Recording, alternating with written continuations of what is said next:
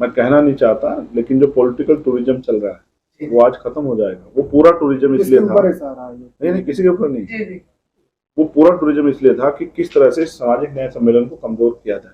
और मैं आपको फिर बता दूं, सर आज जयपुर में जो आप सामाजिक महान्याय सम्मेलन आया उसमें आपने लोगों को जुड़ा, किस तरीके से आप ये माहौल देख पा रहे हैं, क्या समझ रहे हैं? देखिए ये 7वां सामाजिक न्याय महासम्मेलन है और पूर्ण सामाजिक न्याय तब तक नहीं मिलेगा। कहा तो जाता है कि न्याय भारत में जन्मसिद्ध अधिकार है, ये संविधान देता है, लेकिन तभी न्याय हो पाएगा जब न्याय की सोच वाली सरकार बने। तो मेरा ये मानना है कि पूर्ण सामाजिक न्याय तब मिलेगा, इसकी इतनी संख्या बढ़ी, उसकी इतनी हिस्सेदारी, जब उस विचारधारा को मानने वाली सरकार बनी। तो हमारा प्रयास है कि आजाद समाज पार्टी इस बार बहुत अच्छा प्रदर्शन राजस्थान में करे।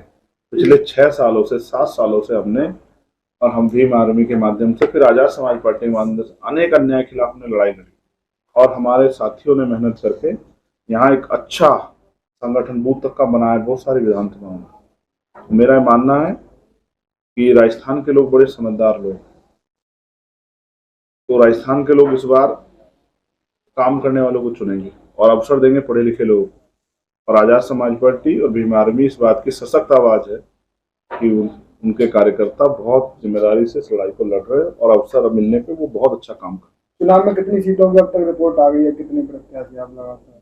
दोनों सीनियर प्रभारी मेरे पास बैठे हुए हैं, ये उनका काम है। जैसी रिपोर्ट उनके यहाँ से आएगी उसको मैं तत्काल ऑफिस से करके उनको जारी करना, वो यहाँ मेहनत कर रहे हैं। हमारे यहाँ ऐसा नहीं कि भाई मैं कुछ बैठ के तय करूँ, ऊपर से तय होकर आता। हमारे यहाँ जो ग्राउंड से रिपोर्ट बन के जाएगी, हमारे प्रदेश अध्यक्ष बैठे मीना जी, राम मीना जी, उसी रिपोर्ट के आधार पर वहाँ से कोर कमेटी बात हुई राजस्थान प्रदेश में? मेरे बात आप उनसे जरूर पूछना। एक सवाल है, लगातार आप भी राजस्थान में मेहनत कर रहे हो, लगातार और भी समाज की पार्टियां वो भी मेहनत कर रही हैं। समाज दो तरफ बटेगा तो समाज को नुकसान होगा, इससे सत्ता में तो आप लोग नहीं पहुंचेंगे, ना तो दूसरी पार्टियों को नहीं पहुंचेंगे। समाज पीछे जा रहा है, इसको लेकर आपकी क्या सोच है? किसने कहा आपको समाज पीछे जा रहा है? नहीं, मैं ये कहना चाह रहा हूँ कि दो विरोधियों के इतने षड्यंत्र के बाद आज फिर इतनी बड़ी संख्या में लोग जुटे।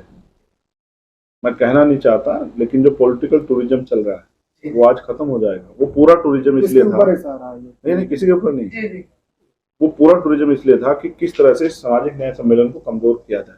और मैं आपको फिर बता दूं, आप सीनियर पत्रकार हो, आपको ये समझना चाहिए ये लोकतंत्र है, राजतंत्र नहीं कि कोई एक ही परिवार, एक ही पार्टी, उसी के साथ जनता खड़ी रहेगी। आप देखो नई नई पार्टी आगे आती हैं, अच्छा काम करती हैं, उनको रिजल्ट मिलता है।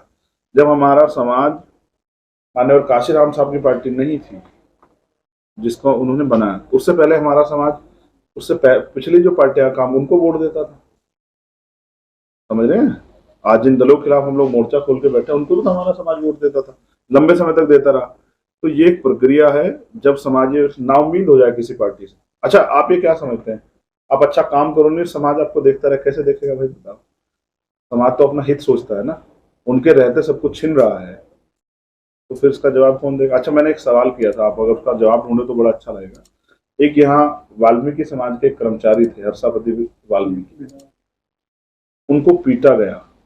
आप ये पता करना विधायक कौन सी पार्टी और किस पार्टी की ताकत से उनको इतनी शक्ति मिली कि उन्होंने एक दलित समाज के बेटे को इतना पीटा कि 22 फ्रैक्चर हुए और वो उनको मरा हुआ समझ के छोड़ के चले गए। ये कौन सी पार्टी के विधायक थे? आप इसको जानने का प्रयास करना, आपको पता लगेगा कि जनता राजस्थान की कैसा महसूस कर रही है वोट देने के बाद। सर, ये जो विवेक ओबरा है, उन्होंने एक बयान दिया है संविधान बदलने को लेकर, इसके बारे में आपको क्या कहना है? हाँ, उनकी सरकार है, बदल नहीं, ऐसा ही सोच के बैठे। आर्थिक सलाहकार है मोदी। हमारे यहाँ एक कहावत है यूपी में, सीनियर लोग बैठे हैं, मीना जी, और ये सोचेंगे निजाम भाई कि मैं क्या कह रहा हूँ, कि कुत्ता पालो, बिल्ली पालो, लेकिन गलतफहमी मत पालो। आरएसएस को, बीजेपी को हमेशा से गलतफहमी रही है कि ये देश उनके बाप की प्रॉपर्टी है। और इस संविधान से बेसिक क्या है, संविधान से क्यों, संविधान के खिलाफ ये बात हो रही है, क्यों आर्थिक सलाहकार ये कह रहे हैं? मेरा मानना है आर्थिक सलाहकार का व्यक्तिगत बयान नहीं है, इन पे चर्चा होती है। आदमी वो बोलता है मंच पे जिसको महसूस करता है, जो उनके यहाँ जिस पे डिबेट होती है, जिस पे बातचीत हो रही थी। आरएसएस हिडन, उससे ये उनका हिडन एजेंडा है, बहुत सारे उनके ओपन एजेंडे, लेकिन ये हिडन एजेंडा है कि भारतीय संविधान को नुकसान पहुंचाया जाए, क्योंकि ये संविधान दुनिया में सबसे महान संविधान है जो अंतिम व्यक्ति को भी अवसर की समता देता है। और जो भारत में रहने वाली सभी धर्म को मानने वाले लोगों को धार्मिक स्वतंत्रता देता है, समानता की बात करता है, ऊंच नीच का जो भेदभाव छोटे बड़े का उसके खिलाफ जो है कठोर है। और यही संविधान है जो मेरे जैसे वंचित वर्ग के लोगों को बोलने की आज़ादी देता है, घूमने की, अपनी बात रखने की, आंदोलन करने की। सरकार को इससे तकलीफ है। सरकार तो ये चाहती थी, जिस विचारधारा की सरकार सेंटर में है, कि किसी तरह से ये बेजुबान रहे। जैसे पशु देखे आपने, मालिक की पिटाई भी खाते हैं, मालिक को दूध भी देते हैं, लेकिन बोलते नहीं। हम पशु थोड़ा, हम तो इंसान है ना।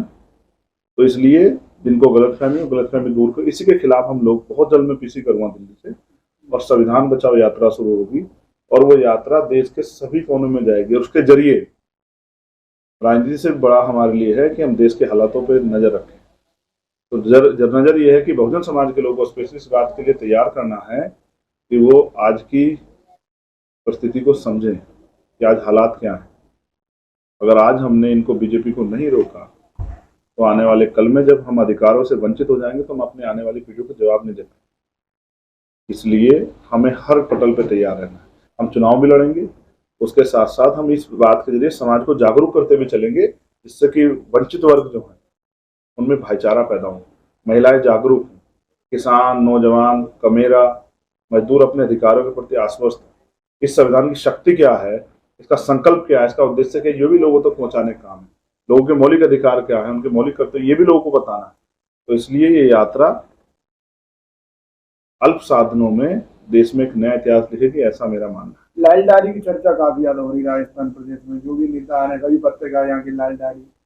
मुझे तो इस लाल माइक का तो पता है ना, तो लाल डायरी पे मेरा कोई उस तरह का रिसर्च है और ना ही मैं करना चाहता। मैं जानता हूँ कि अब आप लाल डायरी वाले नेता भी पूछ रहे हैं कौन सी पार्टी से विधायक बन के आए थे, आप जानकारी हासिल करना। मैं तो जानता हूँ कि यहाँ की जो सरकार है उसके मुख्यमंत्री महाभ्रष्ट हैं, और इसका हमारे प्रदेश में पूरा रिकॉर्ड है। और हम कोई भी बात बिना तथ्यों के नहीं कहते। और सबसे बड़ी बात, हम यहाँ महसूस करते हैं कि यहाँ कमजोर वर्ग सुरक्षित नहीं है इस सरकार के नेतृत्व। इसके उदाहरण सैकड़ों के रूप में मैं आपको बता दूंगा। आप याद कर लो थानागाजी, आप याद कर लो चूरी, आप याद कर लो बगड़ी, आप याद कर लो पाली, आप याद कर लो जालोर, जितेंद्र मेघवाल, इंद्र मेघवाल, कार्तिक भील, पूजा भील, तोला गुजर, ये सब ओम प्रकाश रैगर, ये आपके ऊपर सामने उदाहरण है कि जब इनकी आवाज उठाने के लिए भी कोई आता है तो उसको रोकने के लिए सरकार दमखम लगाती है, लेकिन अन्याय नहीं रोक पाती। इसलिए सरकार से हमारे लोगों को ज्यादा कोई उम्मीद नहीं है।